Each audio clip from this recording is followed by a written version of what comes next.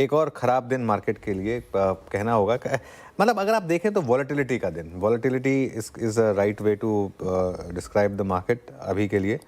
और काफ़ी वॉलेटाइल कल निफ्टी, कल का हाई क्रॉस किया हमने, लेकिन उसके बाद टिके नहीं। देखिए आज का हाई 25,947, लेकिन आज का लो देखिए 25,768। अच्छा, कल भी हमने यही लेवल मेंशन किया था 25,768 फिबोनाची के हिसाब से। हालांकि कल हम उससे थोड़ा नीचे फिसल गए थे, 25,728 तक चले गए थे, लेकिन अभी तक हम कल के लो को बचा रहे हैं।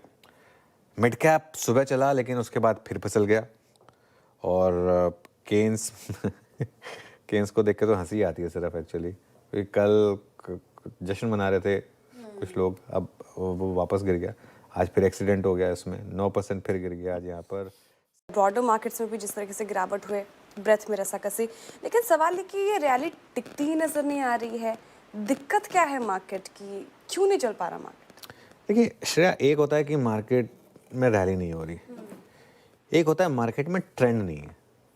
इस समय अगर आप देखें एक बार ना, निफ्टी का आप जरा, मैं कहूँगा 3 महीने का चार्ट देखिए जरा एक बार। ये देखिए, ये 3 महीने का निफ्टी का चार्ट है।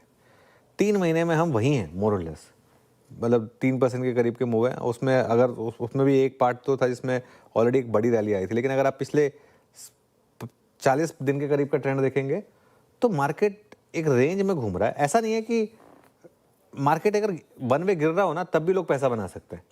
वन वे गिरता है मार्केट, उसमें भी आप शॉर्ट करके पैसा बना सकते हैं। इवेंचुअली गेम क्या है, इवेंचुअली तो पैसा बनाना है, चाहे कैसे भी पैसा बनाना हो। अगर शॉर्ट करके पैसा बन रहा है तो शॉर्ट करके सही, लेकिन दिक्कत क्या है कि मार्केट में पैसा बनाना मुश्किल हो गया इस समय ना। इस बाजार में लोग पैसा नहीं बना पा रहे हैं। मैं एक टर्म यूज़ कर रहा हूँ जो लोग बहुत मतलब रेयरली यूज़ करते हैं। कहीं मुझे किसी ने कहा कि बाजार सड़ चुका है, बिल्कुल मतलब इस समय ऐसा हो चुका है बाजार, और देख के नफरत होती है जैसे कि इस समय बाजार में अब ये उस तरीके का मार्केट हो गया है।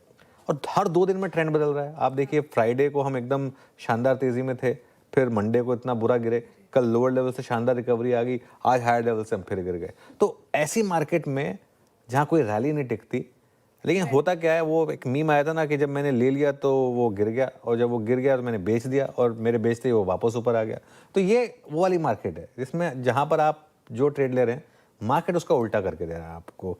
और ये सब तब हो रहा है जब मार्केट में कोई नेगेटिव नहीं है, मतलब कुछ नेगेटिव नहीं है इस मार्केट में।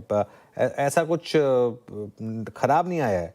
ऐसा भी नहीं है कि वैल्यूएशन मार्केट की कोई बहुत ज़्यादा ख़राब है, या मार्केट को कोई बहुत ज़्यादा चल चुका है मार्केट जो उसको थोड़ी सी एक रीसेटिंग की ज़रूरत थी। तो कुछ तो है जो मार्केट को पसंद नहीं आ रहा है, कुछ तो है जो मार्केट को डरा रहा है, और ये हमें पता नहीं है अभी। लेकिन जो भी है, जिस भी कारण से है, निफ्टी की जहाँ तक बात है, निफ्टी पर सपोर्ट जोन है 25,700 750 का। आज का लो 25,768 है, कल का लो 25,728 था, और रेजिस्टेंस है 25,900 से 25,950। आज का हाई, कल का हाई, दोनों यहीं पर प्लेस्ड हैं।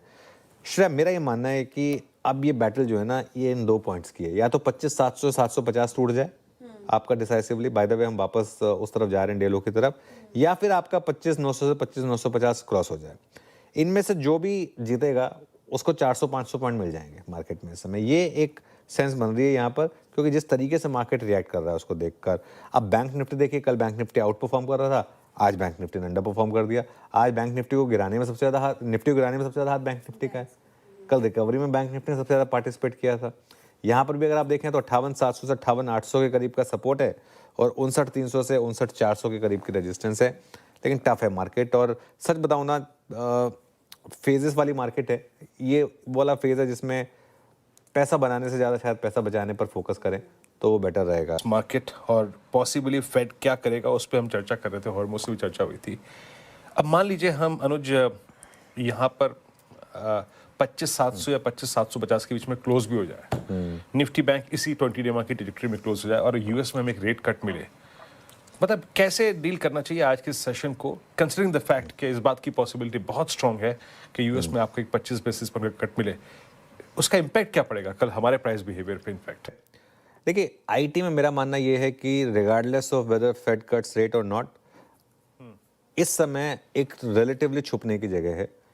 वैल्यूएशन बहुत ज़्यादा कंफर्टिंग है, और यहाँ पर मुझे लग रहा है कि अगर रेट कट आ गया तो अच्छी बात ही है। प्लस यूएस की इकोनॉमी ठीक ठाक ग्रो कर रही है, और यहाँ पर एक खास तौर से लार्ज कैप आईटी में स्टॉक्स जो हैं वो 200 डे मूविंग एवरेज के आसपास ही हैं मोर और लेस, और सबसे इंपॉर्टेंट चीज़, जो पिछले 4-5 साल के वैल्यूएशंस हैं उसके नीचे ट्रेड कर रहे हैं। जब एक अच्छा सेक्टर इस तरीके के वैल्यूएशन पर अवेलेबल हो तो आपको नॉर्मली उसमें अपना कुछ एक्सपोजर रखना चाहिए। अब वो आज फेड क्या करेगा, उसके बाद कैसे रिएक्ट करेंगे, ये कहना थोड़ा सा इस समय व्यू मेरे लिए टफ होगा, लेकिन मेरा व्यू जो है कंस्ट्रक्टिव है इस समय। अगर आप लार्ज कैप आईटी की इन पर्टिकुलर बात करें तो बिकॉज हम इस समय 200 डे मूविंग एवरेज पर हैं। अनुज, अब आते हैं रणनीति पर। मोर और लेस अनुज, हमने कल के लो को रिविजिट किया, मोर और लेस आपने 50 डे को सेकंड डे रिविजिट किया, और मोर और लेस आज का हाई 20 डे, यानी बाजार ने कहा जनाब मुझे अभी यहीं रहने दीजिए, मैं इस इवेंट को देखना चाहता हूँ। राय क्या रहेगी अनुज कल के लिए? देखिए, कल के लिए जो राय रहेगी वो ये रहेगी कि ज़ीरो पोजीशन। हल्का सा भी आप आज की मार्केट से इन्फ्लुएंस ना हो कि कल के लिए इसका कोई ट्रेंड बन रहा है। मार्केट का ओवरऑल ट्रेंड काफ़ी ख़राब है, और अगर कल गैप अप हुआ तो एक रिस्क रहेगा उस गैप अप में सेलिंग आने का, और एक फेड के फैसले से पहले एक बड़े ट्रेड के लालच से बचें। और अगर बाई चांस गैप डाउन आ गया तो मार्केट के लिए काफ़ी नेगेटिव होगा, क्योंकि इन दैट केस आप अगर कल के लो को नीचे खुलेंगे तो खैर एनीवे जो भी है, कल गैप डाउन या गैप अप जो भी होगा उसके बाद मौका मिलेगा। कोई ज़रूरत नहीं है इसको प्रीएम्प्ट करने की, और इस समय मार्केट में पैसा बचाना ज़्यादा ज़रूरी है। ज़रूरी नहीं है कि पैसा बनाया ही जाए हर मार्केट में। इस मार्केट में थोड़ा सा फोकस अपना पैसा बचाने पे करिए। बिल्कुल भी हलचल नहीं हो रही है। दो इंडिसेस, मेजर इंडिसेस 17 पॉइंट ही ऊपर दम साधे खड़े हुए हैं। यूरोप के मार्केट्स में भी एकदम ठंडा सा सुस्ता एक्शन देखने को मिल रहा है। कच्चा तेल $62 के पास है, और रुपया 89 रुपए 98 पैसे के पास यहाँ पर $1 की कीमत दिखाई दे रही है, विच इज फेयर इनफ। लगातार दूसरे दिन ऐसा लग रहा है कि शायद 90 के नीचे की थोड़ा स्ट्रेंथ के साथ क्लोजिंग मिल जाए। ओके, तो ये है आपके लिए पूरा का पूरा एक्शन। आज रात अमेरिका में क्या कुछ होगा देखना होगा, क्योंकि बड़ी अहम बैठक है अमेरिका में अमेरिकी फेड की, और आज ब्याज दरों पर फैसला होगा। 1/4% ब्याज दरें घटने की वहाँ पर उम्मीद है। उसके बाद फेड की कमेंट्री किस तरह की आती है, ये सब कुछ देखना काफ़ी इंपॉर्टेंट होगा। देखते हैं क्या कुछ होता है। लेकिन जहाँ तक हमारे ब्याज दरों का सवाल है, आज का लो 35,734 है। हमने नया लो नहीं बनाया, और उम्मीद करते हैं अगले 7 मिनट में नहीं बनेगा नेहा जी। तो कम से कम हायर हाई हायर लो बनाने की कोशिश निफ्टी की रहेगी। बैंक निफ्टी ने जरूर हायर हाई और लोअर लो करीबन बनाया है, क्योंकि कल का लो था 878 का, आज का 858 का है, तो 58-53 का है। तो जितने से मार्जिन से निफ्टी बचा है लोअर लो बना से, उतने ही मार्जिन से बैंक निफ्टी ने कमोबेश कह सकते हैं कल ही की रेंज में ऊपर नीचे दोनों तरफ ट्रेड किया। रेंज के बाहर ज़्यादा निकले नहीं, ज़्यादा घटे नहीं, यानी कि मिला जुला डायरेक्शनलेस कारोबार हो सकता है। कल सेंसेक्स की वीकली एक्सपायरी के दिन अमेरिका की बैठक के बाद बाजार डायरेक्शन लेने की कोशिश करें। हम डायरेक्शन लेने के नाम पर एक ही काम करेंगे, फ्रेश पोजीशन कोई भी नहीं बनाएंगे। तकनीकी तौर पर अगर आप देखें तो आपको तेजी की पोजीशन कम करनी चाहिए, क्योंकि 20 नवंबर के बाद पहली बार ऐसा हो रहा है जब 25,840 के आप नीचे बंद हो रहे हैं, वो भी 100 पॉइंट नीचे, यानी कि निर्णायक रूप से आपके निफ्टी में एक कमजोरी का संकेत आया है, जो 300-400 पॉइंट के रिस्क और खोलता है। तो आपको अपनी लॉन्ग पोजीशन कम करनी चाहिए, इसमें कोई डाउट नहीं। और फिर भी अगर आप ना करना चाहें तो 25,700 या 25,600 का एक पुट ऑप्शन जरूर खरीद कर रखें। लॉन्ग पोजीशन तो बनाने का कोई सवाल ही नहीं उठता।